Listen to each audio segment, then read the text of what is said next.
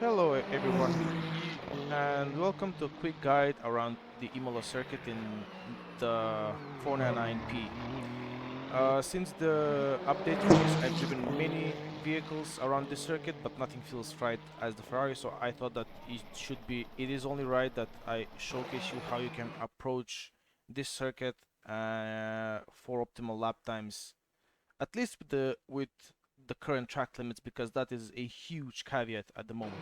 So, when we begin the lap, there are a few things to note that you must do with pretty much any car in Le Mans Ultimate, and that is warming up the tires.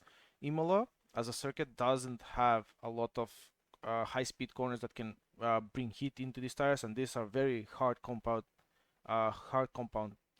tires in general. But on top of that, we don't have the soft compound available, meaning that you can only go with mediums or hards. So I'm here with the medium tire, and that means that you will need 2 or 3 laps to warm up the tires. As a general rule of thumb, make sure that you go with above 60 degrees uh, on average on all four corners. To have some sort of a grip below that, you will struggle and lose a precious time. So let's begin the lap. This is the out lap, and as we approach the last corner, we try to take it as fast as possible in third gear, and now we go wide here because every little uh, kilometer per hour helps.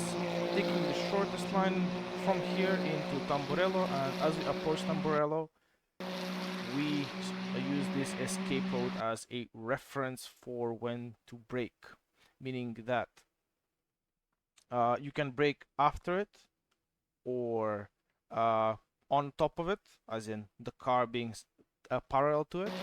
I chose to brake a little before it here because I value the mid-apex speed that I could carry with this car, because it can take curbs. For example, in other cars, you will have because they are more difficult on the curbs, you compensate by braking later and taking a wider entry. Going into turn one, you can really abuse this part of the curb here, because unlike other parts of the circuit, this is completely flat, meaning that there is just as much grip here as there is on the black stuff.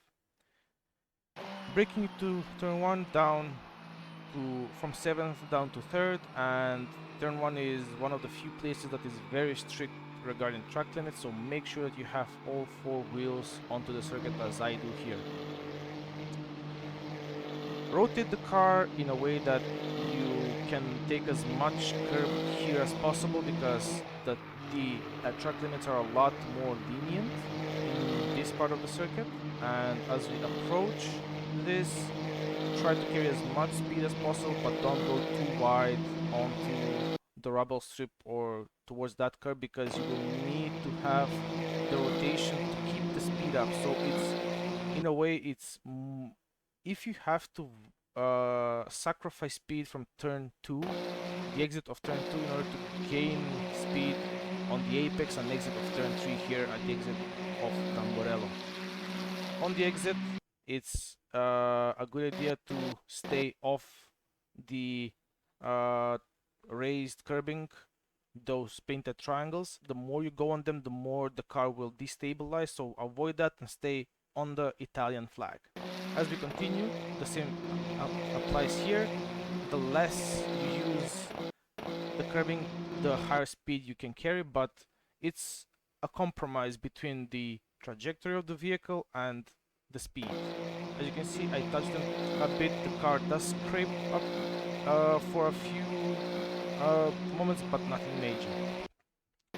As we approach the Villeneuve chicane, we brake between these boards somewhere, and for this corner, you go down 2 gears instantaneously and take as much curving as possible. As I said, track limits now become more lenient, but make sure to avoid locking up the front left on this exact spot, because you can very much do so without if you're a bit careless.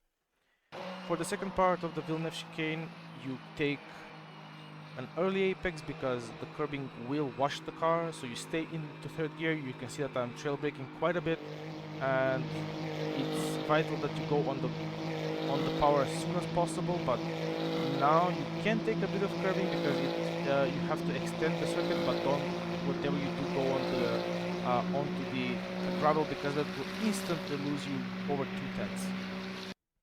For Tosa, we shift up to fourth and use the end of the escape road as a reference here.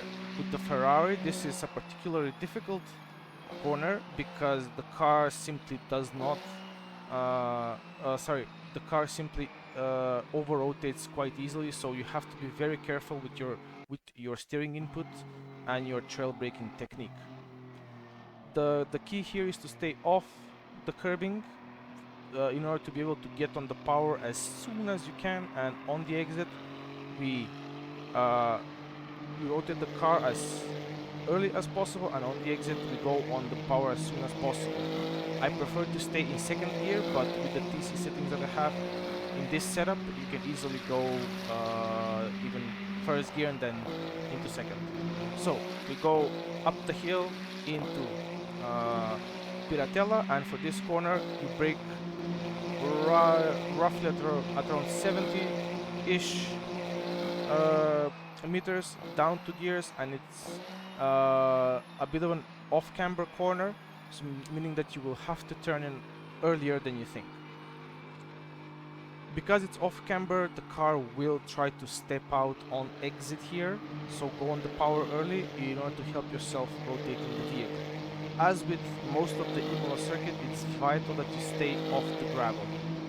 If possible, avoid the higher triangles that I talked about, like I do here, but the gravel is a big no-no because this will wash you into the gravel over hill, and that will lose you a lot of time. As we approach this part, narrowest possible line, fifth gear, and we go into Acque Minerali. For Acque Minerali, we use the circuit itself as a reference point. You can see that I'm following this white line here, meaning that if you stick to it, the apex will naturally come for you.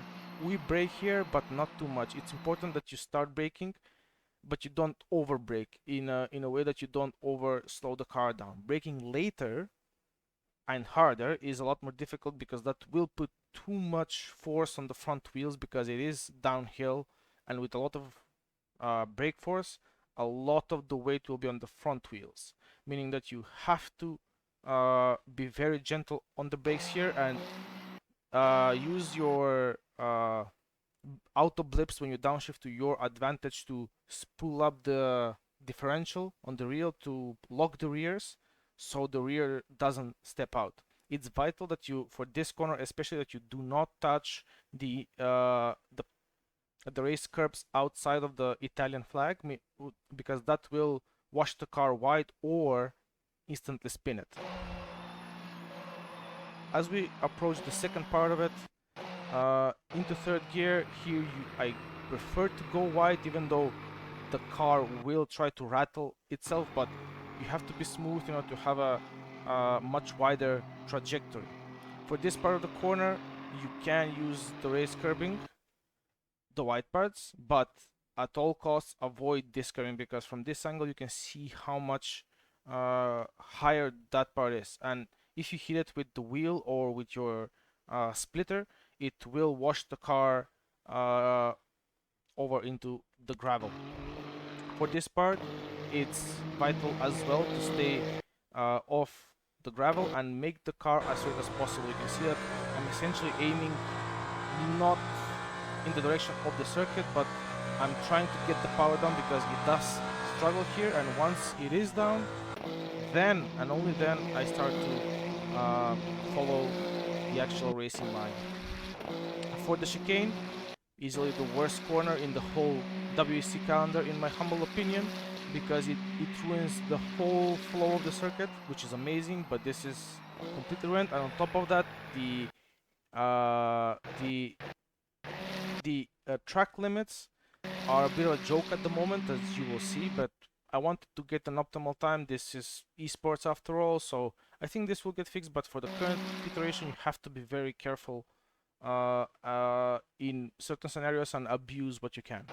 So we brake as soon as the um, even before, but you can brake as soon as uh, this curving starts, and it's vital that when you brake, you are very smooth with your brakes and avoid braking too much onto this part here, because now I have some portion of the rear left on the circuit, and if you go over it on full brake, the car, because it's raised, you will lose the rear. So be very careful of that, stay off of it and go down 2 seconds.